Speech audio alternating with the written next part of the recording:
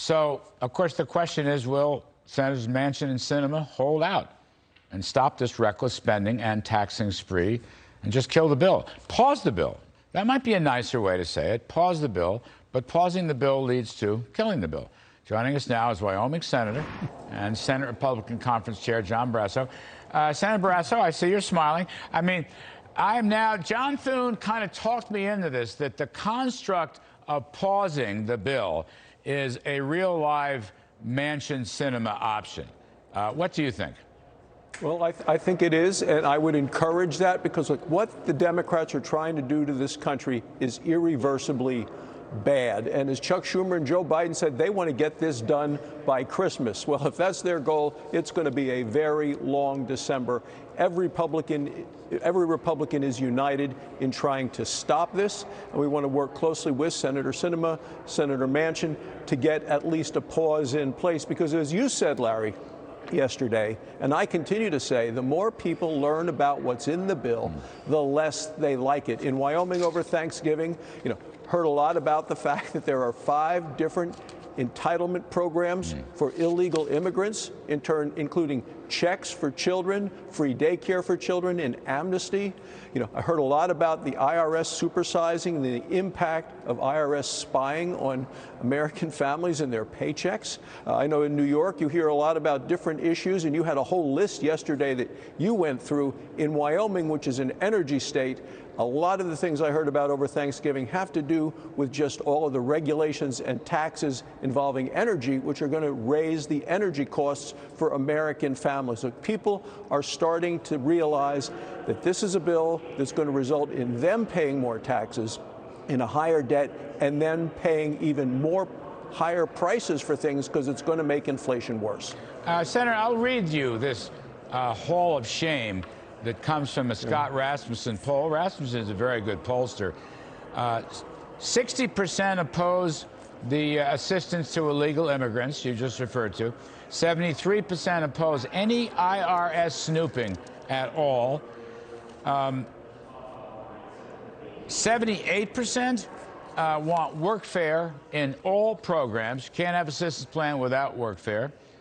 And 66%, they might like electric cars, but they don't like them until we figured out how to make them ourselves and not bail out China by doing that.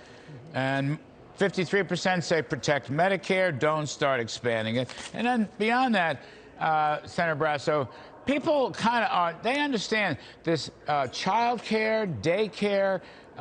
It's not only governments in place of families, but it's going to raise costs for about half the families. If you have a faith-based or a private daycare operation, you are going to be badly hurt while the government stuff gets subsidized. So that's the hall of shame.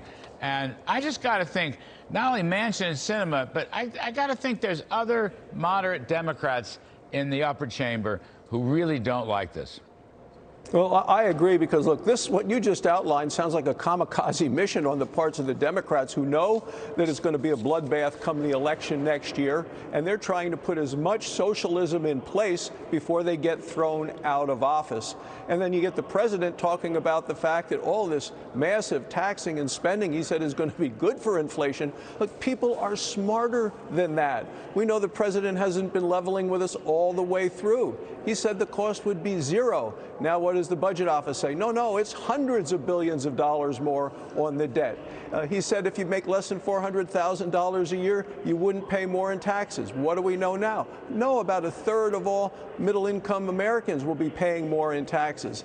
And he says it's not going to add to inflation. Well, look, even the chairman of the Federal Reserve today said inflation isn't transitory. It is here to stay all the way through at least the election next year. No person, in my judgment, no person outside of the immediate White House staff and officers, no person believes that this $5 trillion bill is going to reduce inflation. I mean, it's just, I hate to say it, but your colleague, Senator Sullivan, on the radio with me over the weekend, compared Madam Psaki to Baghdad Bob. Okay, saying stuff that's just completely.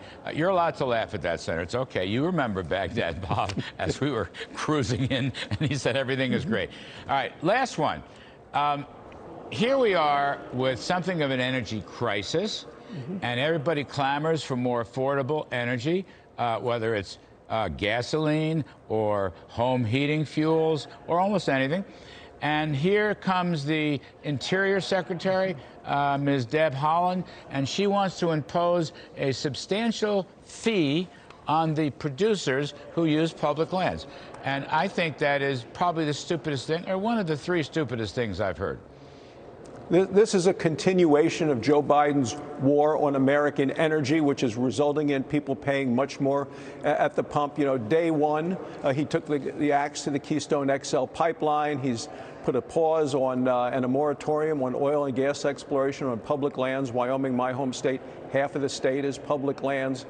Oil and gas prices today, 7-year high.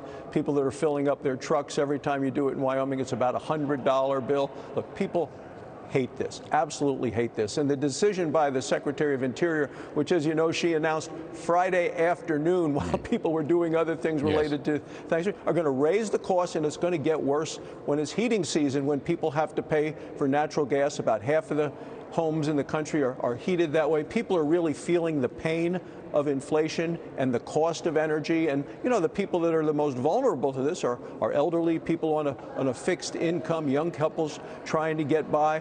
That's who gets hurt the most by this administration's reckless positions. And people, some may have to decide whether they can afford to either heat or eat this winter. And that's the reason I think that President Biden's approval rating is so low, because energy prices continue to be so high. Yeah.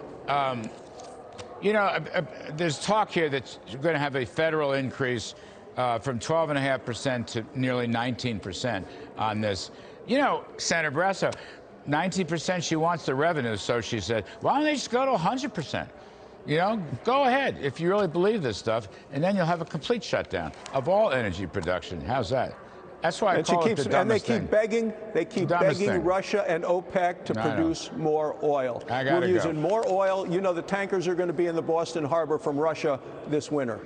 God, we could have a Boston Tea Party. Senator John Barrasso of Wyoming. Thank you, sir. Hope to see you soon.